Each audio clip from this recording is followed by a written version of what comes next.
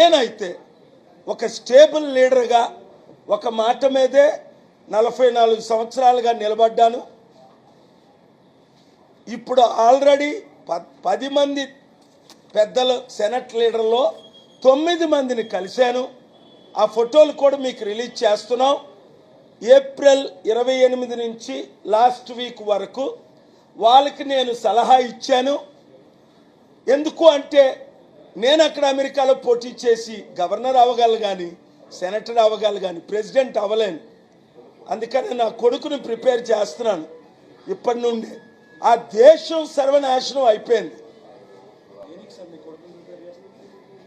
భవిష్యత్తులో George bush ఎలాగైతే Congress men governor president అయ్యారో నా కొడుకు కూడా అక్కడే పుట్టి పెరిగాడు కనుక ఒక కాంగ్రెస్ మెన్గా ముందు గవర్నర్గా తర్వాత ప్రెసిడెంట్ అవ్వాలని నా కోరిక. ఎందుకు అంటే ఆ దేశం 2 పార్టీలతో సర్వనాశనం అయిపోతుందని 240 సంవత్సరాలు మనకు తెలుసు. 3వ వాడిని పార్టీ పెట్టనివ్వరు. కానీ నేను ఒకసారి పెట్టిన తర్వాత అడ్డుకోలేరు.